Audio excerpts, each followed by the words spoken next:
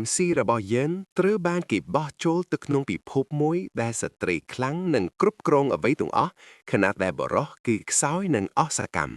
នៅទីនេះក្មេងស្រីគ្រាន់តែយកអ្វីដែលពួកគេចង់បានដេញតាមបុរសដោយបើកចំហនិងមិនចេះទទួលយកពាក្យខាត់ទេចាងហាព្យាយាមអស់ពីសមត្ថភាពដើម្បីការពារចំហរបស់គាត់ប៉ុន្តែវាពិតជាលំបាកណាស់នៅពេលដែលបងស្រីចុងរបស់គាត់ពិតជា sexy ខ្លាំងហើយច្បាស់ណាស់ថាមានចិត្តលើគាត់វាកាន់តែអាក្រក់ទៅនៅពេលដែលគាត់ទៅសាលារៀនហើយមិត្តរួមថ្នាក់របស់គាត់ទាំងអស់ឈួតនឹងគាត់វាហាក់ដូចជាពួកគេទាំងអស់គ្នាចង់បានតែរឿងមួយពីគាត់ប៉ុន្តែគាត់បដិញ្ញាថានឹងរក្សាវាទុកអ្នកប្រហែលជាទាយថានៅកន្លែងធ្វើការវានឹងខុសគ្នាប៉ុន្តែមិនមែនទេចៅស្រីរបស់គាត់គឺដូចអ្នកផ្សេងទៀតដែរពួកគេទាំងអស់គ្នាចង់បានគាត់ព្រោះគាត់មិនដូចអ្នកដទៃគាត់គឺជាបរិសដែលបីលក្ខណៈបំផុតនៅក្នុងពិភពលោកដែលគ្រប់គ្រងដោយស្ត្រីនេះទេពធីតាដែលបាន OMC របស់យើងចូលទៅក្នុងភាពរញ៉េញ៉ៃនេះប្រាប់គាត់រឿងមួយប្រសិនបើគាត់ចង់ត្រឡប់ទៅផែនដីវិញគាត់ត្រូវតែធ្វើជាបរិសពិតនិងរឹងមាំនៅក្នុងពិភពលោកដែលស្ត្រីនិយមជ្រុលនេះវាស្ដាប់ទៅសាមញ្ញលើកឡើងតែនាទីនេះភាពជាបរិសស្ទើរតែផុតពូជទៅហើយដូច្នេះបេសកកម្មរបស់គាត់គឺផ្លាស់ប្ដូរពិភពលោកដ៏រញ៉េញ៉ៃនេះហើយពីងាយអ្នករកគ្នាពីរបៀបដែលបរិសពិតប្រកាសមានឥរិយាបថចំពោះ MC របស់យួនគាត់ធ្លាប់គ្រាន់តែជាបុគ្គលិកការិយាល័យធម្មតាម្នាក់ដែលគ្រប់គ្នាជាន់ឈ្លីយប់មួយបន្ទាប់ពីធ្វើការគាត់សម្លឹងមើលទៅលើហើយឃើញព្រះច័ន្ទពណ៌ឈាមជួននៅលើមេឃរឿងបន្ទាប់ដែលគាត់ដឹងអ្វីប្រែជាងងឹតឈឹងនៅពេលគាត់ភ្ញាក់ឡើងគាត់ស្ថិតនៅក្នុងកន្លែងខុសគ្នាទាំងស្រុងកាន់តែអាក្រក់ទៅទៀតឥឡូវនេះគាត់គឺជាក្មេងស្អាតដែលស្លៀកពាក់ខោអាវកេងពណ៌ហ្វកាខណៈដែលគាត់នៅតែព្យាយាមស្វែងយល់ថាគាត់ជានរណានិងមានរឿងអ្វីកើតឡើងទ្វារក៏បើកឡើងភ្លាមបុរសម្នាក់ដែលហាក់ដូចជាឪពុករបស់គាត់បានស្ទុះចូលមកហើយប្រាប់គាត់ឲ្យប្រញាប់ឡើងពួកគេនឹងទៅទិញទំនិញជាមិត្តភក្តិម្នាក់ឈ្មោះយីឡង់ឈ្មោះនេះធ្វើឲ្យគាត់ចាប់អារម្មណ៍ភ្លាមយីឡង់ធ្លាប់ជាបុរសសាច់ដុំដ៏ធំម្នាក់ដែលមានស្នាមសាក់ដោយការភ័យស្លន់ស្លោ MC បានបោះខោអាវកេងចោលភ្លាមហើយប្រញាប់ចេញទៅក្រៅព្រោះរឿងចុងក្រោយដែលគាត់ចង់បានគឺឲ្យបុរសម្នាក់នោះរងចាំប៉ុន្តែនៅពេលដែលគាត់ទៅដល់ជិតយីឡង់គាត់មានការភ្ញាក់ផ្អើលព្រោះបុរសដែលឈរនៅពីមុខគាត់មិនមែនជាបុរសពេញលក្ខណៈទៀតទេគាត់ថែមតែមានចរិតដូចស្រីជីងចាងហាត់ទៅទៀតនៅពេលដែលឪពុករបស់គាត់ឃើញពួកគាត់នៅជាមួយគ្នាគាត់ចាប់ផ្ដើមសរសើរយីឡង់ភ្លាមដោយនិយាយថាគាត់ពិតជាសមជាបុរសត្រឹមត្រូវនោះហើយជាពេលដែលចាងហាចូលទៅក្នុងអ៊ីនធឺណិតហើយចាប់ផ្ដើមឃើញកៅពិតសៀវភៅប្រវត្តិសាស្ត្រពិភពលោកពោលពេញទៅដោយការសញ្ជ័យរបស់ស្រីខណៈដែលបុរសត្រូវបានប្រើតែជាអ្នកថែរក្សាផ្ទះប៉ុណ្ណោះនៅក្នុងពិភពលោកនេះរាងកាយរបស់បុរសមិនរឹងមាំដូចស្រីទេហើយការស៊ូទ្រាំរបស់ពួកគាត់គឺខ្សោយបុរសត្រូវបានរំពឹងថានឹងចិញ្ចឹមកូនហើយស្រីធ្វើការងារប្រែកម្លាំងទាំងអស់ដោយហេតុផលមួយចំនួនការជួយចិត្តស្រីជាងបុរសបានបង្កើតគម្លាតយ៉ាងធំនៅក្នុងចំនួនរវាងពួកគេបុរសទាំងអស់ត្រូវបានចាត់ទុកដូចជាតារកនៅពេលពួកគេធំឡើងពួកគេចាប់យកចំណងចំណុចចិត្តដែលស្រីធ្លាប់មានដូចជាការតុបតែងមុខខណៈពេលដែលពួកគេត្រូវប្រយុទ្ធនឹងពួកអ្នកដែលមានបំណងអាក្រក់ចំពោះពួកគេចាំងហាទើបតែនៅក្នុងពិភពលោកថ្មីនេះបាន2ម៉ោងប៉ុណ្ណោះហើយគាត់មានអារម្មណ៍ថាឆេះឆាន់ហើយគាត់នាំមិត្តរបស់គាត់ឈ្មោះយីឡង់ទៅជាមួយហើយនិយាយថាពួកគេនឹងទៅយកភាពជាបុរសរបស់ពួកគេមកវិញយីឡង់គិតថាមិត្តល្អរបស់គាត់បានបាត់បង់ស្មារតីហើយប៉ុន្តែគាត់នៅតែទៅជាមួយគាត់នៅពេលពួកគេទៅដល់ហាងសាក់រូបពួកគេដឹងថាមានតែស្រីៗប៉ុណ្ណោះដែលមានវត្តមានហើយពួកគេទាំងអស់គ្នាកំពុងវិនិច្ឆ័យអ្នកទាំងពីរដែលមានស្នាមសាក់លើរាងកាយបុរសដ៏សទន់របស់ពួកគេចាំងហាមិនអាចទ្រាំបានទៀតទេគាត់ព្យាយាមថតរូបដើម្បីភ្ញាក់ថាគាត់ជាបុរសពិតប៉ុន្តែនៅពេលដែលគាត់ភ្ញាក់ផ្នែកខ្លះនៅរាងកាយរបស់គាត់ក្មេងស្រីទាំងអស់នៅជុំវិញពួកគេចាប់ផ្ដើមឈួតនិងរំភើបនៅពេលគាត់ត្រឡប់មកផ្ទះវិញ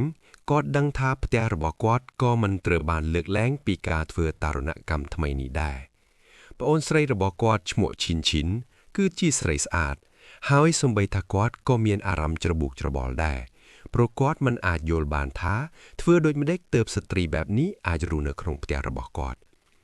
នោះហើយជាព្រានដែលគាត់ដឹងថាប្រពន្ធថ្មីរបស់ឪពុកគាត់មានកូនស្រីច្បងម្នាក់គាត់កំណត់គំនិតរបស់គាត់ឡើងវិញយ៉ាងលឿនដោយប្រាប់ខ្លួនឯងថាគាត់ប្រកាសជាភ្លេចហើយនាងនិយាយដោយសាមញ្ញថាប្អូនប្រុសរបស់នាងខ្មាស់អៀនបន្តិចប៉ុន្តែនាងសម្លឹងមើលគាត់ដោយខ្សែភ្នែកចម្លែកដែលធ្វើឲ្យគាត់មិនសប្បាយចិត្ត เนื้อเป้จังหาตระลับตัวบรรทุบระบกอดเว้นกวดดังท่าทั้งไงนี่เปิดเจียหอดเหนื่อยนะกวดตรือบานเกสเลียกเปียกเข้าอ่าวสะอาดตรือบานบังคอมอ่อยตบแต่งมุกตรือบานใยยีดอยปูกเนี่ยเล้งหอยเลือกปินิเตียดเอาปุกระบอกกวดหนึ่งอีล้องสุดแต่บานใครเจมนุษย์ไรกวดเครื่องอย่างคลังบนตายมุนเปกวดอาจสงบสงัดบ้านบ้องสรีจงระบอกกอดบานโจรหมอกเนียงรุนกอดเอาเด็กพงะดำใบเถื่อยกอดเมียนอากาศปกิริยาอ๋อห้อยบนตอบหมอกเนียงออบกอดอย่างตึงเนื้อเป้ตรือบานสังกอดหนึ่งตรงระบอเนียงจ้างหาเดิงท้าสมใบตาพิภพโลกนี้กระหลอบจากกระดอยก็วิอากเนื้อแต่เมียนอัฐประโยชน์คลาได้เนื้อเปยบจ้างหากุมปงเด็กโดยเชียร์ Sleeping Beauty เนื้อเป้ได้กอดลื้อสำเร็จเอาไว้ไม่ยางหาวชมวกกอดถนอมเนื้อเป้กอดพญาล้างกอดดังท้ากระเมงใส่มณะกำปงโชเนื้อขนมบรรทบระบกอดห้อยกอดจับพดามใส่เพลียมกระเมงใส่นูสมไอกอดจองจำเนียงโดยสงบสงัดโปรเนียงคือจีเนี่ยได้นอมกอดหมกที่นี่จังหาสลับตาดังท้านิ่งคือเจเตบธิดาบลาดมุนและบานห้าวชมวกกอดนายบนูกอดสตุกตื่นจุดหมกเนียงเพลียมห้อยเตรียมเตี้ยจองดังท้าหัดไว้บานจีเนียงนอมกอดหมกปีพบลูกนี่เขมงสไรนุแน่นอมคลวนเนียงทาจีเตบทิตาในบลัดมูลหาวไอบราบกอดท้าเนียงครอนแต่เฟือตามปีระบากอดบันนอกอดคลบนิเยทากอดจองชุบเนลิวปันแต่มันอาจโดยเฉพาะเนียงบานนอมกอดหมอกที่นี่ได้ปัญหาระบากอดเตอบานดอกสไรเนียงจึงอลบังหายท้ามีนเขมงสไรจี้จรานในขนวงปีพบโลกนี้ได้หากโดยจีโจจัดกอดห้อยจางหาจับดามไพสลันสลอปันแต่เตบทิตาบลัดมุนบันต่อปัญยลเนียงนิเยทากอดไอตลอบเตอปีพบโลกระบอกกอดเวงบ้านปันแต่ต้อลแต่กอดบรรจบเกตกามุยเนื้อขนงชีวิตจ้าระบอกกอดแตงแต่อวดทากอดคือจีบรอปิดกอดกร้อนแต่มือเพียบสระสราดเนื้อข้างเกล้าปันแต่กอดมันอายวิวอดครูนอ่างบานเทบรอปิดกลัวแต่อายปรังแปรงเดไม่เวียมันแมนโดยจีบรอมันอายบาดกบาโรบิเนตึกดาวใดเตเตนูเตโดยเฉพาะเนื้อกระนมปิพุบโลกได้โปเป็งแต่ดาวอิสไตรครั้งนี้กอดหนึ่งไตรคลายจีบรอปิดประกอบเมียนแต่เปนูเตเติมเมียนวิธีตลอดเธอวิงประสันบากอดมันอายถือบานเตนุกกอดหนึ่งไตรสวงโรควิธีดำใบโรคหนึ่งขนมปิพุบโลกนี้กุมนัดนุมันอายตัวหยอกบานเตสำหรับจางหาปันตายมุนเปกอดอายต่อวาบ้านเตบทิตาพระจันทร์บานบัดเคลื่อนหายตุกกอดเอาเนื้อมันแองจมวยหนึ่งสำนวนจีเจริญเตียดกอดชงอทาตาเวียมีในอย่างหน้าขนมการคลายเชียบระเปิดหายตากอดเตรดฝือเอาไว้เอาประกอดทั้งไงบรรตอบเนื้อเปกอดเพียงหลังดำบวงกอดเกิดทาเอาไว้ตั้งออกกรอนแต่เจียสุเป็นจำแรงปะเนาะบรรตาเนื้อเปได้กอดคืนกระมาดะในขนมบรรทุประบอกกอดดึงทาเบสกรรมนี่คือจีกาเปิดหายกอดแต่บรรจอบเวียกอดจับดามเกิดอัมปีเอาไว้ได้บรอเปิดเมียนในขนมปีปบโลกได้กรอบกรองดาวสไตรบรรตายกอดมันดังเอาไว้ซ้ออัมปีปัญหานุกอดประกอดตรำแต่เรื่องมวยปะเนาะกอดคลูนอ้างคือจีมนุษย์กำสาบันติกโดยชุเนะตู้เบสกรรมนี้เตยจีอย่างนาก็เดาก็เตยจับดามสวงโยลทลายมปีปบโลกทำไมนี่ดำไปดอกสไลปัญหาประชมออยบานตรำกรอยมอกกอดบากสิเผยจีววิเชียดำไปศึกษาถาเต้าตำนากาบรรต่อปูดตำนากาอย่างโดยมาเด็ดในไกลนี้กอดดึงถาในขนมปีพบโลกนี้สเตรรึงม่อมนงเมียนเอติโปลคลั่งได้บรอกขมิ้นจุมเริกกล้าวไปโจกล้าวกาบัญชีระบบโปเกจังหามันโจจัดสเพียแบบมีต้อแต่ซอก็จ้องตลบตือบิพบโลกต่อครูนระบบกอดวิงได้เอาไว้เมียนอารมณ์ถาธรรมดาสำหรับกอดขนมเปจมุยคเนนี้กอดก็จ้องจับประดามกาสราวเจียวต่อครูนอัมปีปรตกาตราสาจำไลได้บ้านกาดลางในยบนุวิอาเมียนโอกาได้เวียกรอนตาจีประเภทในเพียบเป็นประครตในมังในติกมูจำนวนปนตาสำหรับเรื่องนู้กอดดึงถากอดอายตุกจัดบานแต่ครูนอายปันเนาะกอดหนึ่งไตรสราวเจียวอ้อยบ้านสีจำไรหายประหายที่กอดแถมแต่งอาจสมอ้อยในไอเกลียดเถือกาอ้อยกอดเตียบพองปัญหาคือถากอดกรอนตาจีสวิเชียไลในกเมียนลุยสมใบแต่มวยกักหายกเมียนเพลย์ได้กอดเมียนลุยจวนในจำเนียนามวยลาวจมเรแต่มวยกุดได้กอดมีนสำหรับเป็นนี้คือสไฟงโรกลุยชิมุนสันเนื้อเปี้ยวกอดจากเจนปีบรรทุบกอดเคลื่อนบองสวยจงดอซิกซีระบอกกอดโชว์ในขนมแต่บายหายปีระบีวินาทีกอดกรอนตารีเรียนหนึ่งตีตะพีบในปีมุกกอด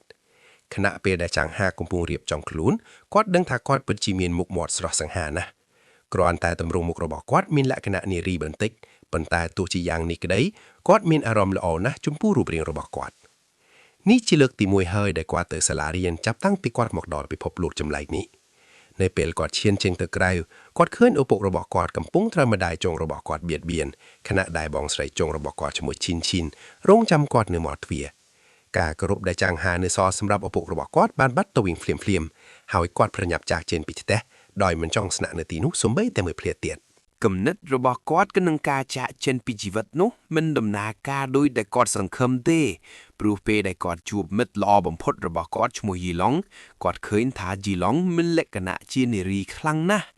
ยีหลงกุมปุงระวลนิเยอัมปีแกรมเลียบหมอดทำไมได้กอดตะตูลบานได้จีนเนียกาทำไมในชนำนี้จังหาปราบกอดอ่อยเมียนสุจีวทวาบันติกหาหนูหายเจเปได้กอดสำกอลท้ากอดปึดจีบานฟื้อเอายีหลงชิวจับจังหาประหยับนิเยถากุมประกัน1 เปียสำได้ระบอกกอดพรูเอาใบได้กอดปึดจีจองบานคือคล้ายจีบรอเปิดยีล่องมันอาจโยลบานท้ายีล่องเมียนในอย่างนาจำโปเรืองนูปันท้ายมุนเปกอดอาจสูนอมรอกจำลอยกอดสำกอเคืองเอาไว้หมวยหายโปรเมียนจังหาท่าพวกเกกู้ได้จากเจ้งอ่อยเลื่อนโปรเมียนพวกเนี่ยได้จูจัดเบียดเบียนกมปุงสำลังเหมือนพวกเกหายพลีมนุเขมงสริทวดมันแหนกมปงแลกคลวนนปีกรอยสอสำลังเมือเขมงพรดถึงอ้อดอยบากแผนกทมเรื่องทางมูนเมื่อเตยกู้อ้อยอ้อสำนาดสำหรับจังหาได้เกตทายีหลังกรวงแต่นี้บัมพลาวส์กวาดตัวท้าเขมงเอาไว้เตอคล้ายเต้ปลูกพวกเกแทงปีคือจีบรอบเป่งไวพวกเกมันกู้คล้ายเขมงสไรได้แลกคลวนนปีกรอยสอเทปันตายีหลงมันอยู่สรบเตดอยนี้ยท้าพวกเกมันกู้ประถอยกวาดเตียงใดจังหาหายเชียเยี่ยมน้อมกว่าเจนเตอมนเปจังห้าอาจประกายบานเนี่ยเบียดเบียนรู้บานเชียนเจิงหมู่จำเหียนเตียดหมกโรโปเกหายยีลองกระรดกอดรถเรือนนะได้จังห้าเขมียนเปสมใบทันดอกดังหามหายมันอยู่บันมานโปเกเตียงปีก็เนอชง่ายโดยเพียเยี่ยมทั่วไอโครนไอสงบยีลองตานตั้งเพื่อกอดเกตทากาตบได้มกระบอกกอด1 โคตรปันใจจังห้าพโดดเลือเอาไว้เสียงเตียดแต่งสรงกอดกำปุงศึกษาในสลาปนิจกรรมสำหรับอิสรนหายกำเมงเสยแตงอ่อนในจุมเวนกอดคือชินเนี่ยได้ทัวการนี้เปลือกำลังด้วยจีไกลากอดเก็ตมวยเพลียทาครูสารบอกกอดประกอบจิเมียนตรอบสมบัติสตอกสตอมพลูสลานิชบาจีถลายนะหายโปเป็นตัวดอยซื้อเดมอปีครูสาเมียนลอยจังหาจับด้านสังเกตเมื่อสกาวมาเพียบเนื้อขนงธนะระบอกกอดหายกอดสมกวลอย่างชับรอหาทาปิพบโลกนิคอฟเนียอย่างน่าบรัตเนตีนิกซอยนะระโหดดอลปุเกมันอาจส้มใบแต่ใบดอบตึกระบอกคลุนอายบ้านปุเกปึงปอายเหลือเขมงไสรอ่อยทเฟอเวียจำนวนปุเกหายเขมงไสรทเฟอเวียดอยมันใบปรังตัวแต่สาวจังหาปะเดไซด์มันตะตูลเวียเตโดยชเนก็เชียนเชิงโจ้ดอยตุ่มหนกจัดหายนิเยท้ากอดอายเบิกดอบตึกบ้านกอดจับเวียนึกหนงใดดอยประดิษญาทาหนึ่งบังหายครวนไอปังแต่ตุ้ยจีกอดบ่งเวลหนึ่งมูลอย่างนาก็ได้ดอบตึกนุ่มเหมือนบากเดเนยตีบ่มพดดอยเพียบไทรทโนระบักกอดบานบักใบรุ่ยตัวหายกอดหอยดอบตึกตัวเอาเขมงสไรนุวินหายตัวยอกเพียบบราเจเพียบอามะนี่ชื่อจับปนตายเวียมันบังจอบตรำลูกเตในเป้ได้เขมงสไรเคยกอดปีบ้าเขมงสไรชรานหลังบ้านหมกจอมรมกอดพวกเก้จับดามจุมออกกอดดอยส้มกอดสะระบองบักดอบตึกระบบพวกเก้ได้หายจิตโนมึกเว้งพวกเก้จองบ้านเอากะนิเยจุมวยกอดจางหาเมียนอารมณ์ถัดทบดังห้ามกอดดูลตะเลใดดอยทุนตรอนหนึ่งเหลือบลบขณะใดฟงคือไม่ใสเจแต่รุ่นโจมักเจ็ดยีล้องเปิดยับตึกกบายกอดกระวีได้ดักเนี่ยร้อยขณีหายปรับปุเกเอาตุกจังหาเนื้อมันเนี่ยไอนิเยถากก่อนชื่อหนึ่งเตรกาก่อนลางตำเนคละฟงมนุจับดามดอกถ้อยปนใต้จังหาเหมือนบานลือเปียกเพียกจวานุเดจิตระบอกกอดเนยก่อนลางเซ้งถึงสรงกอดกรอนแต่เกิดอมปีเพียบริกจำรานได้กอดบานฟื้อขนงกาคล้ายจีบรถเป็ดหายไอไหลนี้จำไล่คือจุบะนะเวียคือโซนจังหาไตรกาเปลเนื้อมันเองโดยเฉพาะกอดจะเจงเตยบรรทุบตึกตายมันเองตัวอย่างนาก็ได้ยีหลงหายตามกอดหายซัวทาต้ากอดไอเตยจมวยบานเตจังหาประหยับดาเจงเตยโดยการรำคาญปลุกกอดกิทากอดมันไตรกานนามันแนกเทวจินเนกาเปียกรอนแต่เตยบรรทบตักหนอเทปันตาตามปิดเตยยีหลงนิเยตรือ ในเป้ลจางฮาโจตะขโนบนตบตึกกรมสไรมวยกรมบานดาลตามกอดโจเตอร์หายพวกเก๋จับดามยีกอดพวกเก๋จามรมกอดหายนิเยคลั่งอำตีเล็กนะดอกกูเอาเต็กเตียงระบากอดจางหามีนอารมณ์ถัดตอลจรอกหายรอลเปียกได้พวกเก๋นิเยทว่าเอากอดกันแต่มันสรวลกอดเกิดขนงจัดท่ากอดมันอาจตรอมบานเตียเตประสินบ้าเอาไว้เนื้อแต่บรรต่อแบบนี้ขมีนเพลย์หน้าได้กอดหนึ่งอายบรรจับเปสิกัดกรรมบ้านกอดดังถากอดกูออยสระลังปนท้ายกอดก็ดังถากอดซอยเปรกขนงการสวงโรคกับไหลสำหรับคลวนเองในขนงปิภพโลกนี้จังหาสำหรับจัดถากอดเตรียมการสวงโรคกันไหลทำไมดำใบวขาดโดยเฉพาะกอดสวงโรคธนาเรียนกับบัดกุลกอดกทาวีนังละอสำหรับกอดในขนมกาก่อสร้างสัจดมสำหรับเปลนี้หอยกอดมีอารมณ์ทามินกำลังจัด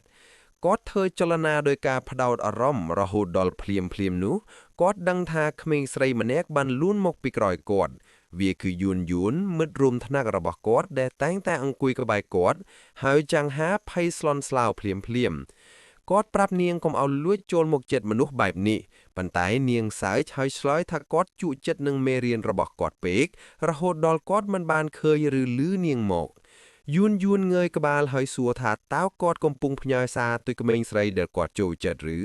มุนเปลกอดอาชลอยต่อบานเนียงเอาตุยจิตมกระบอกกอดหอยจังหาจับประดาวมกกระหอมโดยพีบขมาเอียน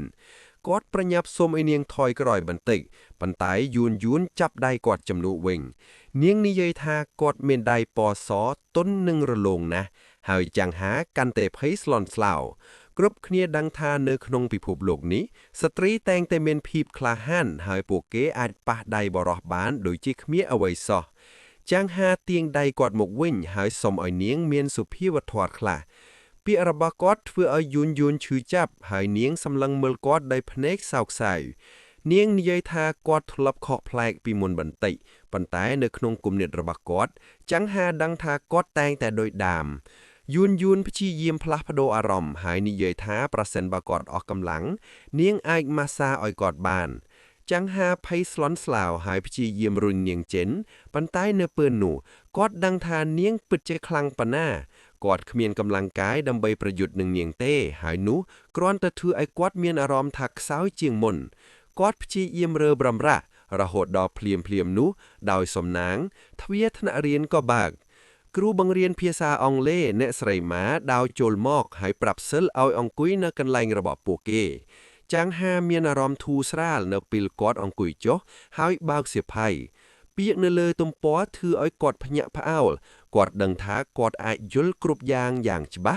กอดมันบานเตอสลาเรียนยูหมกห้อยหายมุนเปลหมกดอดปีพบโลกนี้กอดแต่งแต่ออนบำพดข้างเพียซาอองเล่ปังตายในตีนี้เคลมซาในสิวเพอคือซาไมสำหรับกอดขนงกายยลจีเลือกดำบงจับตังปีหมกดอลจางหาเมียนอารมณ์ทากอดบานโรคขึ้นอัฐประโยชน์ในการุนือขนงปีพบสตรีนิยมนี้กอดฉลาดในตีนี้โปเป้งดอยตมหนกจัดพลีมแจงหาเลือกใดหลังขปัวหายสมออยศาสตราจารย์เจริญเริดกอดก็จ้องออยเนี่ยรอยขนี้คืนจำแนเดิงระบอกกอดหนึ่งบองหายท้ากอดมันแมนขมิ้นประยาวเตปันป้ายเนเปลแดดอเวนกอดในเย้ยมกระบอกกอดปลายเจสเลกเปียดมันโปรมเจงมกเตส้มใบแต่ศาสตราจารย์ก็ชบหายในเย้ยท้ากอดเมื่อแต่ชื้อหายประหารจิตไรแต่ยุบกิเลนะนุปทายิกาแจงหาเมื่อจุ่มบินหายดังทาธนะเตียงมูลกำปงสำลังเมื่อกอดพเนกกรุบกูกำปงสำลังมากอดหายตรงระบากอดเมียนอารามทานแนนขเมงสไรจับดามเสบปราบกเนียตวินตมอกดอยนิเยอัมปีระดีบได้กอดเมียนอากับเกริยาคบพลายปีเกปลูกเทียกันตานิเยกอดกันแต่เมียนอารามขมาดเอียนกอดเอากบาลโจหายปรัตนาทาแผ่นได้หนึ่งเล็บกอดหรือกอดไอพเยกล้างเนื้อแต่เวงเนื้อเป็ดไงนูแจงหาหนึ่งยีหลงกำปงได้จีมวยเนียเนื้อเป้วได้ยีหลงกอดสำกอลคืนแจงหาเมื่อเตอออกกำลังแจงหาสารเพียบทากอดกรอนแต่เกงเหมือนบานสกอปสกอลปนไตกาเปิดกือกอดออกกำลังปีเอาไว้แต่งอ้อปีใส่ปีสตรีแต่งอ้อเดินเนยจุ่มวิ่งกอดจะเรียงรัวทั้งไง ពួកគេតែងតែសួរថាតើគាត់បានធ្វើអ្វីដាក់ពួកគេហើយជួនកាលគាត់ថែមទាំងត្រូវបានគេបៀតបៀននៅតាមផ្លូវដើរទៀតផងលើពីនេះទៅទៀតក្មេងប្រុសដែលមិនសូវមានគេរាប់រកដែលមិនសូវទាក់ទាញព្យាយាមទម្លាក់កំហុសដាក់ចង្ហាថាបានធ្វើបាបគេទោះបីជាគាត់មិនបានធ្វើអ្វីខុសក៏ដោយសម្រាប់ជាងហាសាលារៀនមានអារម្មណ៍ថាតានតឹងជាងអ្វីៗទាំងអស់ហើយគាត់លួចប្រាថ្នាថាគាត់អាចស្នាក់នៅផ្ទះបានខណៈពេលដែលគាត់កំពុងដើរស្រាប់តែក្មេងស្រីម្នាក់ដើរមកពីមុខគាត់ហើយនិយាយថានាងមានរឿងចង់សារភាពនាងហុចកាដូឲ្យគាត់ហើយប្រាប់គាត់ថានាងចូលចិត្តគាត់មួយរយៈហើយឥឡូវនេះនាងចង់ណាត់ជួបគាត់ជាងហាមិនអាចជឿថាស្រីនៅក្នុងពិភពលោកនេះមានភាពក្លាហានប៉ុណ្ណាទេដែលធ្វើខ្លួនដូចក្មេងប្រុសហើយសារភាពមុនគាត់បដិសេធនាងដោយសុភាពទោះបីជាយីឡុងមិនអាចយល់ពីរបៀបដែលជាងហាអាចទប់ទល់នឹងការអបតបបែបនេះបានក៏ដោយក្រោយមកខណៈពេលដែលពួកគេកំពុងគិតអំពីអាហារចេងហាក៏សម្គាល់ឃើញអ្វីដែលប្លែកក្មេងប្រុសផ្សេងទៀតញ៉ាំតិចតួចណាស់អ៊ីឡង់ប្រាប់គាត់ថាក្មេងប្រុសតែងតែបែបនេះហើយគាត់ថែមទាំងបញ្ជាទិញត្រសក់ដោយគ្មានបាយដោយនិយាយថាគាត់កំពុងតមអាហារចេងហាមិនអាចយល់ពីរបៀបដែលបុរសអាចញ៉ាំដូចសត្វបក្សីបានទេដោយសារគាត់ចង់កសាងសាច់ដុំនិងរឹងមាំគាត់សម្រេចចិត្តសុំចំណាយធំ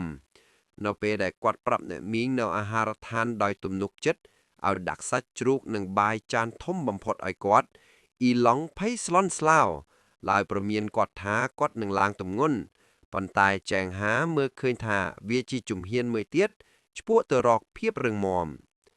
ក្មេងប្រុសទាំងអស់នៅក្បែរនោះខ្សៀបថាចែងហានឹងធាត់នឹងអាក្រក់ក្នុងពេលឆាប់នេះខណៈដែលពួកអ្នកលេងពីបេណែកមើលពីចម្ងាយដោយត្រៀមខ្លួនចំអោឲ្យគាត់ចែងហាញ៉ាំដោយគ្មានសុជីវធម៌ញ៉ាំដូចក្មេងប្រុសធម្មតាខណៈដែលអ៊ីឡង់សម្លឹងមើលគាត់ដោយភាពតក់ស្លុតដោយឆ្ងល់ថាមានរឿងអ្វីកើតឡើងចំពោះមិត្តល្អបំផុតរបស់គាត់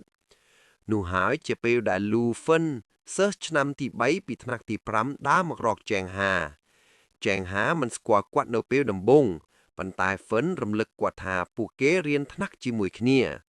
គាត់សួរថាហេតុអ្វីបានជាចែងហាមើលទៅធាត់ភ្លាមហើយព្យាយាមបង្ហាញថាគាត់ស្ថិតនៅក្នុងលីកដ៏ពេញនិយមដោយចែងហាដែរហ្វិនអួតអំពីខ្លួនឯងដោយឲ្យខ្លួនឯងជាអ្នកលេងដ៏អស្ចារ្យបំផុតហើយបន្ទាប់មកញញឹមដោយនិយាយថាចែងហាមើលទៅដូចជាខ្លាញ់ចែងហាធុញទ្រាន់នឹងការស្ដាប់គាត់ហើយតបវិញដោយប្រាប់ហ្វិនឲ្យពិនិត្យមើលភ្នែកខ្លួនឯងព្រោះពួកគេមើលទៅល្អឥតទាស់គាត់បន្ថែមការប្រមាថមួយទៀតដែលធ្វើឲ្យហ្វិនស្រក់ទឹកភ្នែកក្រពែហើយមិនយូរប៉ុន្មានក្មេងស្រីទាំងអស់បានប្រញាប់ប្រញាល់ទៅលំលោមគាត់ដោយហៅចែងហាថាក្មេងប្រុសចិត្តអាក្រក់ដែលរករឿងហ្វិនដ៏កំសត់ហ្វិនញញឹមតាមទឹកភ្នែកខ្លាំងរាយរបស់គាត់ដោយរីករាយថាក្មេងស្រីហាក់ដូចជានៅខាងគាត់ប៉ុន្តែបន្ទាប់មកក្មេងស្រីដ៏ក្លាហានម្នាក់បានជៀនជើងទៅមុខនាងប្រកាសថាហ្វិនគួរតែទុកចែងហាដ៏មានតម្លៃរបស់នាងនៅម្នាក់ឯងព្រោះចែងហាអាចញ៉ាំអ្វីដែលគាត់ចង់បានហើយគ្មាននរណាម្នាក់មានសិទ្ធិគ្រប់គ្រងទម្លាប់របស់គាត់ទេចែងហាគិតថាក្មេងស្រីស្អាតម្នាក់បានមកជីវិតរបស់គាត់ដើម្បីបង្កភាពវឹកវឹកហ្វុននៅតែបដិសេធមិនចាកចេញដូច្នេះចង្ហាទីបំផាត់សម្លឹងមើលភ្នែកគាត់ហើយនិយាយដោយសំឡេងរឹងមាំនិងបញ្ជាគាត់និយាយថាចៅវាយកំពុងញ៉ាំហើយហ្វុនគួរតែចាកចេញពាក្យទាំងនោះវាយប្រហារទុកដូចផ្គយលាន់ហើយយីឡុងស្ទើរតែធ្លាក់ពីកៅអីដោយស្ទើរតែតក់ស្លុតព្រោះមិត្តល្អបំផុតរបស់គាត់ស្រាប់តែនិយាយយ៉ាងគំរោះគំរើយចំពោះក្មេងប្រុសម្នាក់ទៀតប៉ុន្តែក្មេងស្រីសក់ពណ៌ស្វាយថ្មីគ្រាន់តែសម្លឹងមើលចង្ហាដោយការកោតសរសើរគិតថាគាត់ទើបតែធ្វើឲ្យខ្លួនឯងកាន់តែមានមុនស្នេហ៍ទោះជាយ៉ាងណាក៏ដោយហ្វុនបានដើរចេញទៅជាមួយនឹងក្រុមស្រីដែលចូលចិត្តរករឿងរបស់គាត់ដើរតាមពីក្រោយអ្នកដើរតាមរបស់គាត់ប្រញាប់ទៅលួងលោមគាត់ដោយប្រាប់គាត់កុំឲ្យមានអារម្មណ៍ច្រណែនឬពិបាកចិត្តដោយរំលឹកគាត់ថាគាត់នៅតែពេញនិយមជាងចង្ហាហើយអ្នកផ្សេងទៀតគិតថាចង្ហានឹងធាត់នៅពេលក្រោយនៅម្ខាងទៀតចង្ហាបាយការយកចិត្តទុកដាក់របស់គាត់ទៅក្មេងស្រីសក់ពណ៌ស្វាយ នាងហាក់ដូចជាចិត្តល្អប៉ុន្តែគាត់មិនដឹងថានាងជានរណាទេដូច្នេះគាត់សួរយីឡុងប្រាប់គាត់ថាឈ្មោះរបស់នាងគឺចៅលីងនាងគឺជាប្រធានក្រុមបាល់ទាត់ជាន់ខ្ពស់របស់មហាវិទ្យាល័យហើយនាងថែមទាំងអង្គុយក្បែរគាត់ក្នុងថ្នាក់ទៀតផងនោះធ្វើឲ្យចាំងហាដឹងអ្វីមួយដែលចម្លែកគ្រប់កៅអីនៅជុំវិញគាត់ហាក់ដូចជាត្រូវបានបំពេញដោយក្មេងស្រីដែលមានអំណាចចៅលីងងាកទៅរកយីឡុងហើយសួរថាតើគាត់បានសាកល្បងហ្គេម Heroes versus League ដែលនាងបានឲ្យគាត់មុននេះដែរឬទេយីឡុងសារភាពថាវាពិបាកពេកសម្រាប់គាត់ហើយគាត់មិនអាចលេងបានល្អចាងហាកាត់ចូលភ្លាមដោយធ្វើឲ្យអ្នករាល់គ្នាភ្ញាក់ផ្អើលដោយនិយាយថាវាគឺជាហ្គេមកំទេចតំ 5v5 យីឡុងស្ទើរតែទម្លាក់ជំគិតរបស់គាត់មិនអាចជឿថាមិត្តល្អបំផុតរបស់គាត់ពិតជាបានលេងព្រោះលើកមុនចាងហាទទូសថាគាត់មិនចាប់អារម្មណ៍នឹងហ្គេមស្រីទាំងនេះទេចាងហាផ្អាកហើយគិតនៅក្នុងពិភពលោកដែលត្រឡប់ចុះក្រោមចម្លែកនេះជាធម្មតាវានឹងមានហ្គេម League ហើយជាធម្មតាវាមានប្រជាភាពក្នុងចំណោមក្មេងស្រីចៅលីងលើកទឹកចិត្តឲ្យគាត់សាកល្បងលីងឲ្យពិតប្រាកដទោះបីជាគ្មានបរិបប្រកួតប្រជែងនៅកម្រិតតប់ក៏ដោយចាងហាបញ្ចប់អាហាររបស់គាត់ក្រោកឈរហើយនិយាយដោយសាមញ្ញថាគាត់បានសាកល្បងវាហើយគិតថាវាមិនអីទេក្នុងការលេងប៉ុន្តែឥឡូវនេះគាត់ចង់ត្រឡប់ទៅថ្នាក់វិញគាត់ចាក់ចេញដោយមិនទាន់អរគុណចៅលីងផងដើម្បីបិទបាំងអាកប្បកិរិយាគំរោះគំរើយរបស់គាត់យីឡុងប្រញាប់និយាយជំនួសគាត់ខណៈដែលចៅលីងលួចឆ្ងល់ថាតើពេលណាទើបក្មេងប្រុសដ៏សង្ហានេះនឹងទទួលអារម្មណ៍របស់នាងក្រោយមកនៅក្នុងថ្នាក់ចាំងហាអង្គុយស្ងៀមហើយចាប់ផ្ដើមផ្គុំរឿងរ៉ាវនៅក្នុងក្បាលរបស់គាត់ប្រសិនបើ Game Heroes versus League គ្មានអ្នកលេងបរិះលំដាប់ខ្ពស់ទេនោះមានន័យថាអ្នកដឹកនាំពិតប្រាកដនៃពិភពលោករបស់គាត់បរិះដូចជា Faker និង Uzi មិនលេងនៅទីនេះទេគំនិតនោះបង្កើតផែនការថ្មីគាត់សម្រេចចិត្តថាគាត់ត្រូវតែរកពេលដើម្បីជួបពួកគេដោយផ្ទាល់ហើយនៅពេលដែលគំនិតនោះរីកចម្រើនសំណួរដ៏ធ្ងន់មួយទៀតក៏សង្កត់លើគាត់តើវាមានន័យយ៉ាងណាក្នុងការคล้ายជាបរិះពិតនៅក្នុងពិភពលោកដែលបត់បែនមិនក្រឡប់ចាក់នេះការយកចិត្តទុកដាក់របស់ចាងហារសាត់ទៅហើយទៅដល់ក្មេងស្រីឯកាម្នាក់ដែលអង្គុយក្បែរបង្អួនលេងស្ងាត់តែម្នាក់ឯងនៅពេលដែលជីឡុងងើបមកពីទូរស័ព្ទរបស់គាត់ប្រាប់ចាងហាថានាងគឺយូយហួរដែលជាសិទ្ធិផ្ទេរថ្មីចាងហាសួរភ្លាមថាតើយីឡុងស្រឡាញ់នាងឬវិនិច្ឆ័យតាមរយៈរបៀបដែលយីឡុងការពារខ្លួនយ៉ាងឆាប់រហ័សចាងហាមានអារម្មណ៍ប្រកបថាគាត់បានទាយត្រូវយីឡុងនិយាយត្រដិតថាយូយហួរមិនចូលចិត្តនិយាយប៉ុន្តែបន្ទាប់មកសារភាពថាគាត់គិតថានាងគួរឲ្យស្រឡាញ់ណាស់ហើយគាត់ដឹងរឿងជាច្រើនអំពីនាងសម្រាប់ចាងហានោះគឺជាភស្តុតាងទាំងអស់ដែលគាត់ត្រូវការគាត់ជឿជាក់យ៉ាងមុតមមថាយីឡុងកំពុងមានស្នេហាវីដេយូនឹងគំនិតនោះចាងហាស្រាប់តែក្រោកឈរឡើងហើយប្រកាសថាយីឡុងគួរតែទៅនិយាយជាមួយនាងគាត់ដើរទៅតុរបស់យូយហួរដោយទំនុកចិត្តពេញទំហឹងដោយប្រកាសថាយីឡុងត្រូវការបង្ហាញខ្លួនយីឡុងព្យាយាមខាត់គាត់ប៉ុន្តែវាយឺតពេលទៅហើយចាងហានៅពីមុខយូយហួរដោយណែនាំខ្លួនគាត់ដោយស្នំញញឹមយូយហួរឆ្លើយតបយ៉ាងស្ងៀមស្ងាត់ថានាងទើបតែផ្ទេរមកទីនេះហើយចាងហាក៏សម្គាល់ភ្លាមថាមានអ្វីមួយអំពីនាងដែលមានអារម្មណ៍ខុសប្លែកមិនដូចក្មេងស្រីដទៃទៀតដែលអនុវត្តការបោះខ្លួនឯងដាក់គាត់នៅក្នុងពិភពលោកដ៏ចម្លែកនេះយូយហួរហាក់ដូចជាដកខ្លួនចេញស្ទើរតែវង្វេងនៅក្នុងគំនិតផ្ទាល់ខ្លួនរបស់នាងជាអង្ហាណែនាំយីលួងប៉ុន្តែយីលួងនិយាយដោយភ័យថាយូយហួរប្រហែលជាមិនចង់និយាយទេគាត់និយាយមិនច្បាស់ហើយជំរុញឲ្យជាងហាចាក់ចិនទោះជាយ៉ាងណាជាងហាបដិសេធមិនបោះបង់ដោយងាយនោះទេគាត់អោនទៅចិត្តហើយសួរថាតើយូយហួរកំពុងអានសៀវភៅភាសាអង់គ្លេសឬប្រហែលជានាងគ្រាន់តែមិនចង់និយាយជាមួយពួកគេយូយហួរសម្លឹងចុះហើយឆ្លើយដោយស្មោះត្រង់នាងនិយាយថានាងគ្រាន់តែមិនដឹងថាត្រូវនិយាយអ្វីជាងហាដឹងភ្លាមថានាងមិនមែនមិនចាប់អារម្មណ៍ទេនាងគ្រាន់តែខ្មាស់អៀនខ្លាំងដូច្នេះជាងហាធ្វើអ្វីដែលជាធម្មជាតិសម្រាប់គាត់លាតដៃហើយប្រាប់នាងថាពួកគេគួរតែជាមិត្តនឹងគ្នាគាត់ចង់ឲ្យនាងមានអារម្មណ៍ស្រួលក្នុងការនិយាយជាមួយគាត់នៅពេលណាដែលនាងចង់ ពេលវេលានេះមានអារម្មណ៍ថាតូកតាចប៉ុន្តែសម្រាប់ជាងហាវាគឺជាជ័យជំនះគាត់គិតថាបរិសុទ្ធពិតមិនដែលធ្វើមិនដឹងមិនលឺនៅពេលក្មេងស្រីមានអារម្មណ៍ថានាងត្រូវដោះស្រាយអ្វីៗគ្រប់គ្នាតែម្នាក់ឯងនោះទេភ្លាមនោះ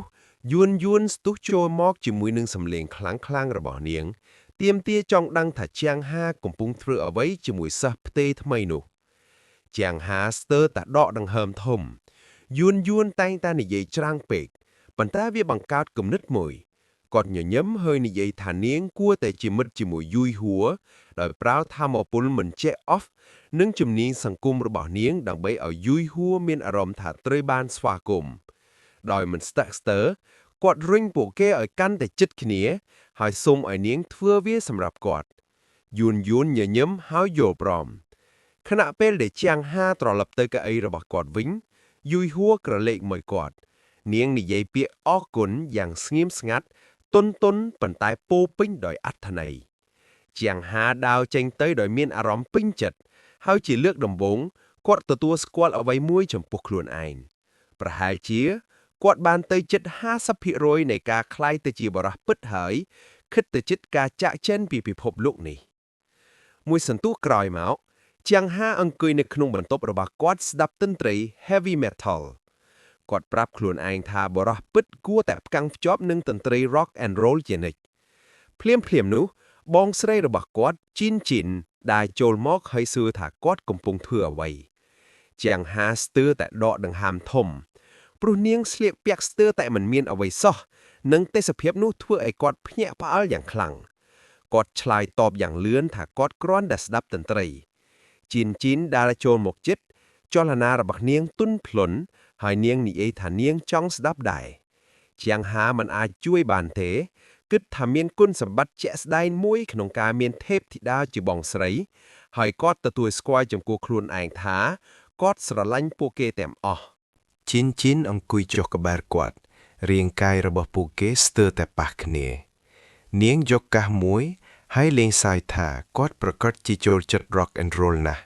ថាគាត់ខុសពីក្មេងប្រុសដទៃទៀតពាក្យទាំងនោះធ្វើឲ្យយ៉ាងហាសប្បាយចិត្តជាងអ្វីដែលគាត់ចង់ទទួលស្គាល់បន្ទាប់មកជីនបន្ថែមអ្វីផ្សេងទៀត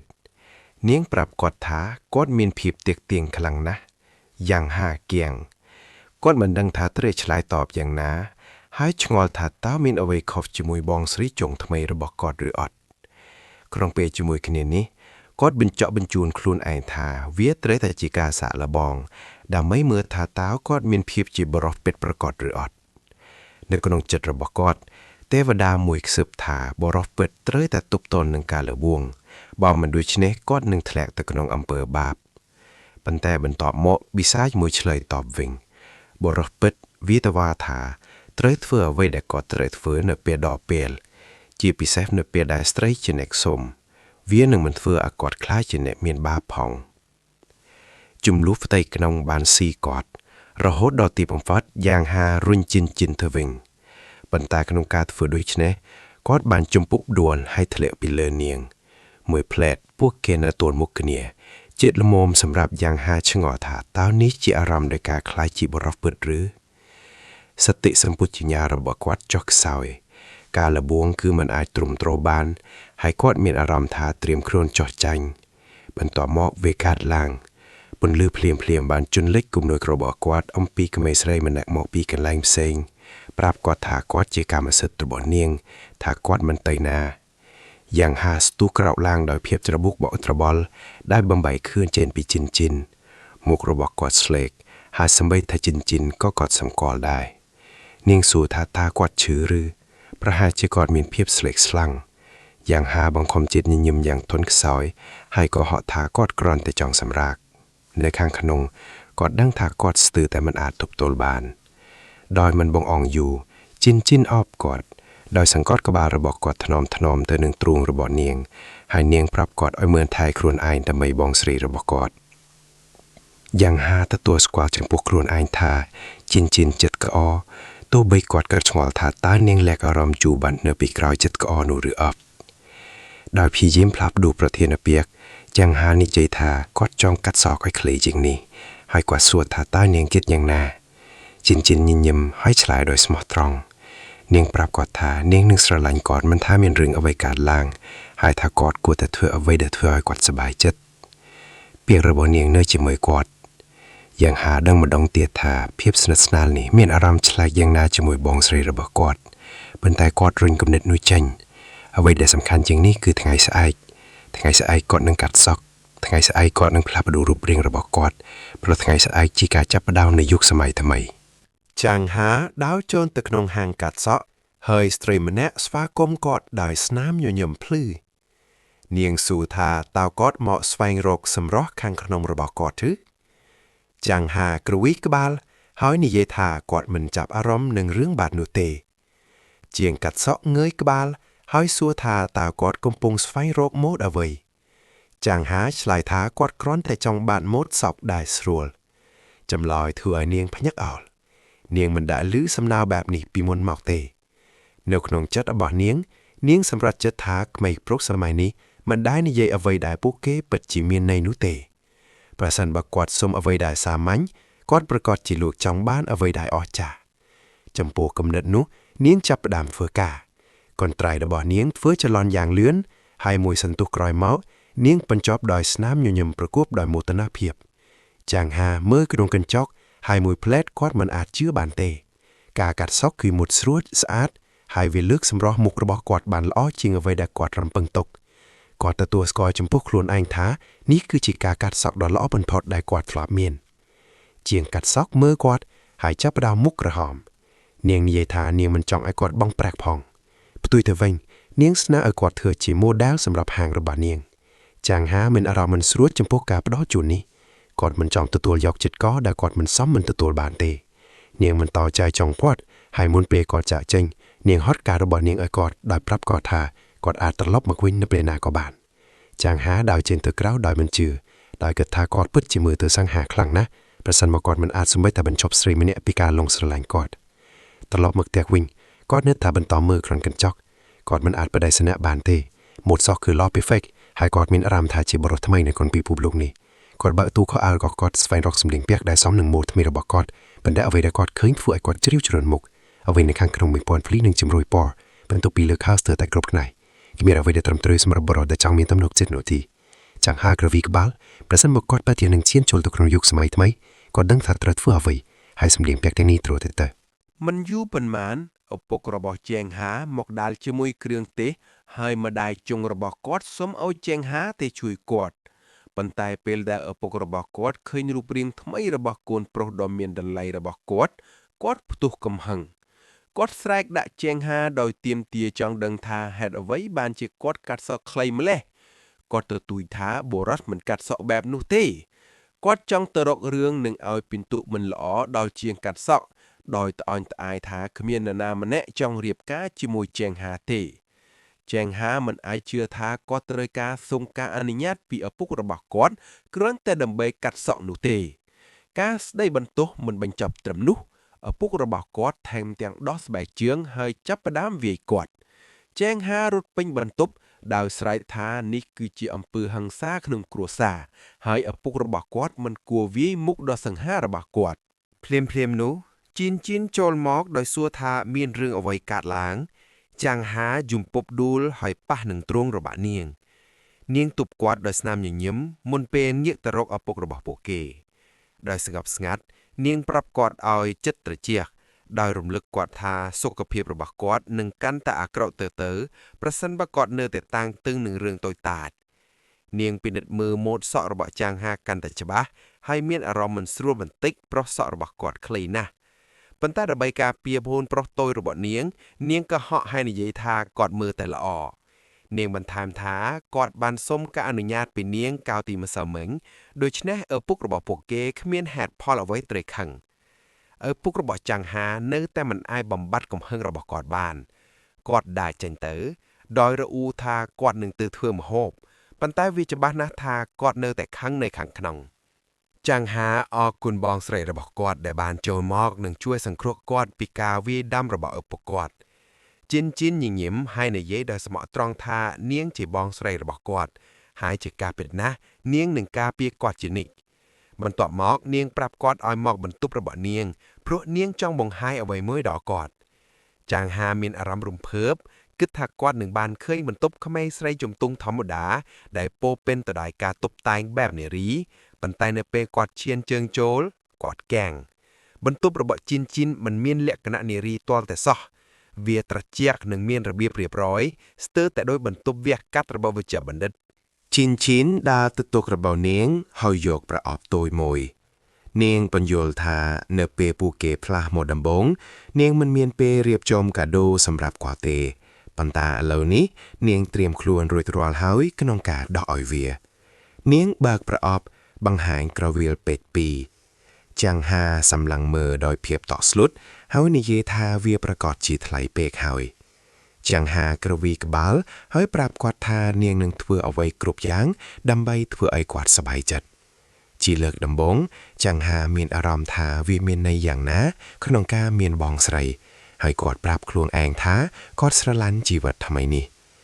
ប៉ុន្តែត្រឡប់មកក្នុងបន្ទប់របស់គាត់វិញគំនិតរបស់គាត់ចាប់ផ្ដើមប្រែប្រួលគាត់ឆ្ងល់ថាតើពេជ្រទាំងនោះថ្លៃប៉ុណ្ណាប្រសិនបើនាងឲ្យរបស់មានតម្លៃបែបនេះដល់គាត់នោះគាត់ត្រូវការតបស្នងវិញជាមួយនឹងកាដូផ្ទាល់ខ្លួនប៉ុន្តែបន្ទាប់ពីបង់ថ្លៃកាត់សក់រួចគាត់ក៏មានលុយទេនៅពេលនោះទូរស័ព្ទរបស់គាត់ភ្លឺឡើងជាមួយនឹងសារពីយីឡុងប្រាប់គាត់ថាគាត់ទើបតែសរសេរប្រលោមលោកថ្មីចប់ហើយចាំងហាគួរតែអានវាចាំងហាស្រាប់តែមានគំនិតមួយប្រសិនបើយីឡុងអាចសរសេរប្រលោមលោកបាននោះគាត់ក៏អាចធ្វើបានដែរវាអាចជាវិធីរបស់គាត់ក្នុងការរកលុយបានយ៉ាងឆាប់រហ័សគាត់សម្រេចចិត្តសរសេររឿងអំពីវីរបុរសក្លាហាននិងម្ចាស់ក្សត្រីយោធាដ៏មានអំណាចជាមួយនឹងគំនិតនោះគាត់អង្គុយចោលធ្វើការចាំងហាបើកទំព័រទទេមួយហើយវាយចំណងជើងសៀវភៅថ្មីរបស់គាត់ហៅវាថា A Real Woman in a World of Men គាត់ផ្អែកខ្លួនទៅក្រោយលើកៅអីរបស់គាត់ជាមួយនឹងស្នាមញញឹមប្រកបដោយទំនុកចិត្តដោយជឿជាក់ថាវានឹងក្លាយជាសៀវភៅដែលលួចដាច់វិសុទ្ធបន្តថ្ងៃបន្ទាប់នៅសាលារៀនទូរស័ព្ទរបស់ចាំងហារត់គាត់ពិនិត្យមើលវាហើយឃើញការជូនតំណាងពីគេហទំព័រដែលគាត់បានបង្ហោះប្រលោមលោករបស់គាត់គួរឲ្យភ្ញាក់ផ្អើលវាប្រាប់ថារឿងរបស់គាត់បានឆ្លងកាត់ការស្នើសុំចុះហត្ថលេខារួចហើយឥឡូវនេះគាត់ត្រូវចាត់វិធានតាក់ទងអ្នកកែសម្រួលគាត់ដឹងថាដំណើរការត្រួតពិនិត្យលឿនជាងការរំពឹងទុករបស់គាត់จากពីពេលនេះទៅគាត់អាចទទួលបានកម្រៃប្រចាំថ្ងៃសម្រាប់ការអាប់ដេតនេះមួយវាមានអារម្មណ៍ថាផែនការរបស់គាត់ដំណើរការជាចុងក្រោយហើយគាត់កំពុងដើរលើផ្លូវរកលុយបានខ្លះចាងហាគិតថានេះទាមទារឲ្យមានការអបអរសាទរគាត់សម្រេចចិត្តទិញការ៉េមឲ្យខ្លួនឯងបញ្ហាគឺគាត់មានលុយតែ$1ប៉ុណ្ណោះជាមួយនោះអ្វីដែលគាត់អាចមានលទ្ធភាពទិញបានគឺការ៉េមួយដាមគាត់ឆ្ពោះទៅហាងប៉ុន្តែភ្លាមនៅពេលដែលគាត់ឃើញវាគាត់កាំងកន្លែងនេះមើលទៅធ្លាប់ស្គាល់ភ្លាមនោះការចងចាំរបស់គាត់បានត្រឡប់មកវិញនៅក្នុងជីវិតមុនរបស់គាត់នេះគឺជាហាងដែលគាត់បានជួបបងស្រីរបស់គាត់ឈ្មោះអេមីលើកដំបូងអេមីស្ថិតក្នុងឆ្នាំចុងក្រោយនៃវិទ្យាល័យនៅពេលនោះនាងតូចតែរឹងមាំនាងគឺជាកូនស្រីរបស់ពូឃីមដែលជាម្ចាស់ហាងនៅជាប់ផ្ទះរបស់ចាំងហាហើយដោយសារតែហេតុនោះគ្រួសាររបស់ពួកគេតែងតែស្និទ្ធស្នាលនឹងគ្នាអេមីចិត្តល្អនិងរីករាយនាងតែងតែប្រាប់ចាំងហាថានាងនឹងទិញអាហារថ្ងៃត្រង់ឲ្យគាត់ហើយនៅពេលនោះគាត់គិតថាវាប្រកាសជាអារម្មណ៍នៃការលង់ស្រឡាញ់ជាលើកដំបូងចាំងហាភ្លាប់ទៅលេងអេមីជារឿយៗបន្ទាប់ពីសាលារៀនជួនកាលគាត់គ្រាន់តែសម្លឹងមើលនាងពីចម្ងាយដោយមិនអាចមើលទៅកន្លែងផ្សេងថ្ងៃមួយទីបំផុតគាត់បានកសាងភាពក្លាហានគ្រប់គ្រាន់ដើម្បីសារភាពអារម្មណ៍របស់គាត់ប៉ុន្តែអេមីគ្រាន់តែសើចដោយភ័យហើយប្រាប់គាត់ថានាងចូលចិត្តក្មេងប្រុសអាយុស្របគ្នានាងមិនមែននរណាម្នាក់ដែលក្មេងដូចគាត់ទេថ្ងៃនោះចាងហាបានជួបប្រទះការបដិសេធទោះយ៉ាងណាក៏ដោយគាត់មិនបានបោះបង់គាត់បានស្បត់ថាគាត់នឹងវឹកហាត់ខ្លាំងធំធាត់រឹងមាំហើយថ្ងៃណាមួយក្លាយជាបុរសដែលអាចការពារអេមីបាននោះគឺជាការសន្យារបស់គាត់នៅក្នុងជីវិតមុនប៉ុន្តែឥឡូវនេះអ្វីគឺខុសគ្នានៅក្នុងពិភពលោកថ្ងៃនេះគាត់ត្រូវបានគេកោតសរសើរមិនមែនសម្រាប់កម្លាំងរបស់គាត់ទេប៉ុន្តែសម្រាប់សម្រស់របស់គាត់ហើយជាមួយនឹងគំនិតនោះចាំងហាសម្រេចចិត្តថាលើកនេះគាត់នឹងជោគជ័យលើកនេះ គាត់ប្រកាសថាគាត់អាចឈ្នះបេះដូងរបស់អេមីបាន នៅពេលចាំងហាទៅដល់ហាងគាត់ឮសំឡេងខ្លាំងៗអេមីកំពុងឆ្លោះជាមួយឪពុករបស់នាងនាងនិយាយថានាងគ្រាន់តែចង់សន្សំលុយឲ្យបានគ្រប់គ្រាន់ដើម្បីរៀបការប៉ុន្តែមិនចង់ធ្វើការខ្លាំងឪពុករបស់នាងប្រាប់នាងថាជីវិតមិនដំណើរការបែបនោះទេគាត់រំលឹកនាងថាកូនស្រីរបស់គ្រូសាផ្សេងទៀតចាស់ជាងនាងទៅទៀតប៉ុន្តែពួកគេនៅតែបន្តសិក្សានិងធ្វើការខ្លាំងជាងនាងចាំងហាស្តាក់ស្ទើគាត់គិតថាប្រហែលជាល្អបំផុតក្នុងការជៀសវាងនៅដែលកំពុងឆ្លុះប្រកែកគ្នាប៉ុន្តែបន្ទាប់មកអេមីមកចូលមកពេលដែលគាត់ឃើញមុខរបស់នាងបេះដូងរបស់គាត់លោតខុសចង្វាក់សម្រាប់គាត់នាងនៅតែស្រស់ស្អាតដូចដែលធ្លាប់មានមួយវិនាទីគាត់ស្ទើរតែភ្លេចការឆ្លុះប្រកែកគ្នាដែលគាត់បានឮបន្ទាប់មកផ្នែករបស់គាត់ផ្លាស់ទីទៅផ្នែកផ្សេងទៀតនៃនាងគាត់គាំងអេមីធំជាងអ្វីដែលគាត់ចង់ចាំភាពតក់ស្លុតស្ទើរតែធ្វើឲ្យគាត់រត់មុនពេលគាត់អាចញែកចេញអេមីគាត់សម្គាល់ឃើញគាត់នាងសម្លឹងមើលត្រង់ទៅគាត់ហើយសួរថាតើគាត់បានធ្វើអ្វីប្លែកចំពោះសក់របស់គាត់ឬចាំងហាដួលទៅលើដីដោយភាពភ័យខ្លាចរាងកាយរបស់គាត់ញ័រហើយទឹកភ្នែកហូរនៅពេលគាត់អង្វរនាងកុំឲ្យមកចិត្តប៉ុន្តែទោះបីជាគាត់យំក៏ដោយក៏មុខរបស់នាងតាក់ទាញគាត់ចូលសម្រាប់របស់នាងតាក់ទាញគាត់ហើយពាក្យតែមួយគត់ដែលគាត់អាចបង្ខំឲ្យចេញគឺការអង្វរឲ្យអេមីដ៏ស្រស់ស្អាតរបស់គាត់ត្រឡប់មកវិញដែលគាត់ចងចាំពីមុនបងស្រីអេមីធ្វើឲ្យចាំងហាអង្គុយលើកៅអីដូចជាគាត់ជាវីរបុរសដែលត្រូវបានចាប់ជាចំណាប់ខ្មាំងនាងយកឲ្យលើកឲ្យគាត់ហើយនិយាយថាវាមានរយៈពេលយូរហើយចាប់តាំងពីគាត់មកលេងនាងប្រាប់គាត់កុំឲ្យខ្មាស់អៀនប៉ុន្តែចាំងហាកំពុងញ័រនៅខាងក្នុងហើយភ័យខ្លាចចំពោះជីវិតរបស់គាត់និយាយដោយភ័យថាគាត់មិនត្រូវការញ៉ាំទេហើយគ្រាន់តែចង់ចាស់ចិនអេមីរំភើបហើយចាប់ផ្ដើមរុញគាត់ចុះឡើងនៅលើកៅអីនាងធ្វើវាដោយកម្លាំងខ្លាំងរហូតដល់កៅអីបាក់នៅក្រោមគាត់នាងដង្ហើមធំហើយសួរដោយតក់ស្លុតថាតើគាត់មិនអីទេហាក់ដូចជានាងមិនមែនជាអ្នកដែលធ្វើឲ្យគាត់ឈឺចាប់អញ្ចឹងចាំងហាលោតចេញពីកន្លែងរបស់នាងយ៉ាងលឿនគាត់និយាយថាគាត់មិនអីទេហើយថាគាត់ទើបតែនឹកឃើញរឿងសំខាន់ដែលគាត់ត្រូវធ្វើដោយមិនរងចាំមួយវិនាទីទៀតគាត់រត់គេចខ្លួននៅពេលអេមីហៅតាមគាត់ហើយសុំលេខរបស់គាត់ចាំងហាបានទៅឆ្ងាយពីហាងបាត់ទៅហើយត្រឡប់មកផ្ទះវិញគាត់អង្គុយចុះហើយគិតវាមានអារម្មណ៍ថាគួរឲ្យអាណិតសម្រាប់គាត់ដែលនរណាម្នាក់ដែលស្រស់ស្អាតដូចអាមីក៏ត្រូវបានសាងសង់ដោយធីងខុងដែរប៉ុន្តែក្នុងពេលជាមួយគ្នានេះគាត់សារភាពថាគាត់ចង់ដូចនោះដែរមានតែពេលនោះទេទើបគាត់ត្រូវបានគេហៅថាជាបរិពិតនោះហើយជាមូលហេតុដែលគាត់ប្រាប់ខ្លួនឯងថាគាត់ត្រូវតែចាប់ផ្ដើមរៀនក្បាច់គុនក្នុងពេលឆាប់ៗនេះបញ្ហាគឺថានៅពេលចុងក្រោយដែលគាត់បានពិនិត្យថ្នាក់ទាំងនោះមានតម្លៃថ្លៃណាស់គាត់ក៏នៅតែត្រូវការទិញកាដូសម្រាប់បងស្រីរបស់គាត់ឈិននិងសម្អាតភាពរញ៉េរញ៉ៃនៅក្នុងតួរបស់គាត់បញ្ជីការងារធ្វើរបស់គាត់កំពុងកើនឡើងខណៈដែលហៅប៉ៅរបស់គាត់នៅតែទេស្អាតគាត់គិតថាប្រសិនបើគាត់គ្រាន់តែអាចឈ្នះឆ្នោតបញ្ហារបស់គាត់ទាំងអស់នឹងត្រូវបានដោះស្រាយក្នុងពេលតែមួយនៅពេលគាត់គិតដូច្នេះនរណាម្នាក់រំខានគាត់ចាំងហាងើបមកឡើងហើយឃើញឈិននៅផ្ទះនាងកំពុងកាប់ក្បាលចុះក្រោមទល់នឹងជញ្ជាំងធ្វើលំហាត់ប្រាណយូហ្គាទិដ្ឋភាពនោះធ្វើឲ្យគាត់ភ្ញាក់ផ្អើលនិងធ្វើឲ្យគាត់ចង់ដឹងចង់ឃើញគាត់ដឹងថាសូម្បីតែក្មេងស្រីនៃពិភពលោកនេះក៏ហាត់យូហ្គាដែរប៉ុន្តែឈិនពន្យល់ថានាងទើបតែចាប់ដើមព្រោះនាងធុញទ្រាន់នឹងកន្លែងហាត់ប្រាណនាងចង់សាកល្បងលំហាត់ប្រាណដែលជាធម្មតាធ្វើដោយបុរសចាំងហាងក់ក្បាលហើយគិតថាវាសមហេតុផលនៅក្នុងពិភពលោកដែលត្រឡប់ចុះក្រោមនេះហេតុអ្វីបានជាមានរឿងល្អណាមួយដែលនៅដដែលឈិនសុំឲ្យចាំងហាធ្វើលំហាត់ប្រាណយូហ្គាជាមួយនាងព្រោះតាមសម្ដីរបស់នាងវាជាគុណវិបត្តិដែលគាត់មានរាងកាយស្គមនិងខ្សោយនាងនិយាយថាក្មេងស្រីគ្រប់រូបនឹងជាប់ដាល់ការយាយីគាត់ចាំងហាខ្ញាក់មួយផ្លែតព្រោះគាត់ស្លាប់តែដឹងថាគាត់ពិតជាខ្សោយបើធៀបនឹងបងស្រីរបស់គាត់មោទនភាពរបស់គាត់ត្រូវបានប៉ះពាល់និងអត្តានិយមជាបរិសុទ្ធរបស់គាត់បដិសេធមិននៅស្ងៀមដូច្នេះគាត់ចាប់កដៃនាងហើយប្រកួតសាក់លបងកាច់ដៃជាមួយនាងដោយភ្ញាក់ភ្នែកថានឹងផ្ញើថានាងខុសឈិនសាយដោយរីករាយនឹងភាពចម្លែករបស់គាត់ទោះជាយ៉ាងណាក៏ដោយនាងយល់ព្រមនឹងការប្រកួតប្រជែងនេះពួកទាំងពីរសម្រេចថាអ្នកចាញ់ត្រូវតែធ្វើអ្វីមួយដល់អ្នកឈ្នះការប្រកួតចាប់ផ្ដើមហើយឈិនស្ទើរតែមិនប្រាំង ขณะได้จังหาเปล่ากำลังទាំងអស់ដែលគាត់មានគាត់ខំថ្មីងហើយប្រកាសថានេះមិនមែនគ្រាន់តែជាហ្គេមកាច់ដៃទេកិត្តិយសរបស់គាត់ស្ថិតនៅលើបន្ទាត់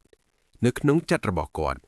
ប្រៀបធៀបខ្លួនគាត់ទៅនឹងបុរសនៃសម័យមួយផ្សេងទៀតដែលត្រូវស៊ូទ្រាំនឹងអ្វីដែលអាក្រក់ជាងនេះ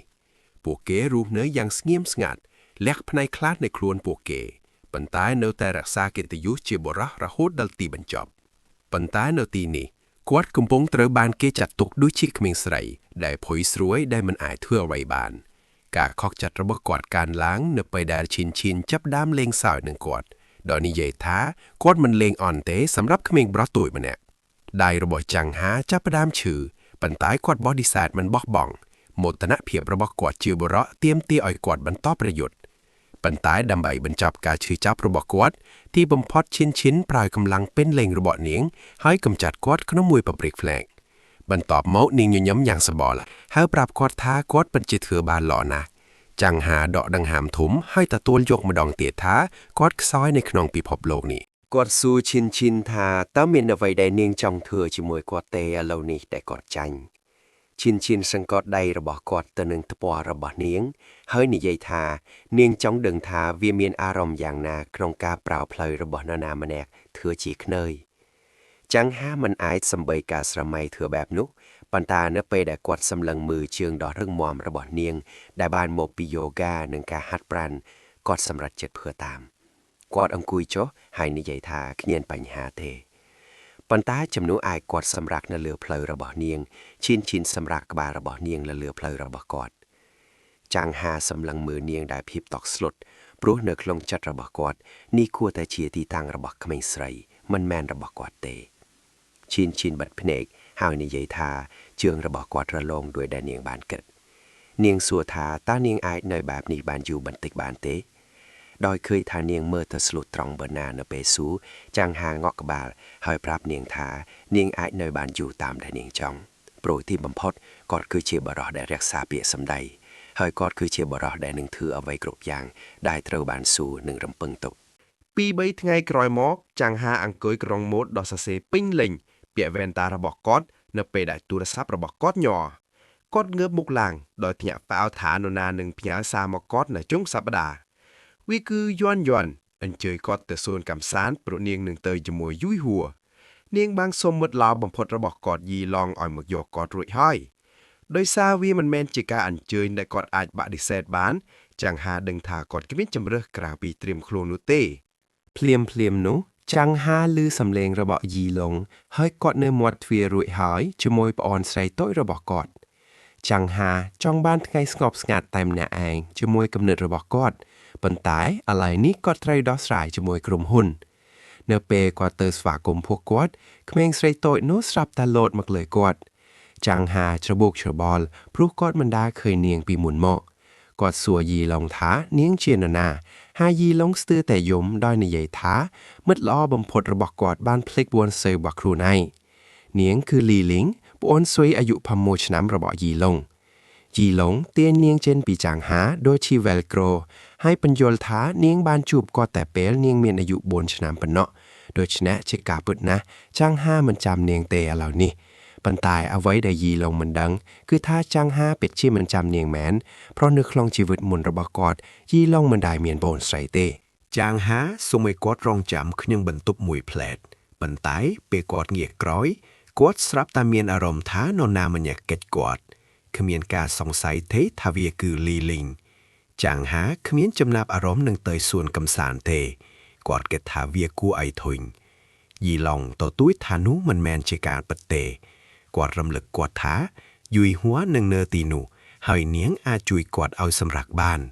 ក្រៅពីនេះចាំងហាបានធ្វើការមិនឈប់ឈរអស់រយៈពេលជាច្រើនថ្ងៃ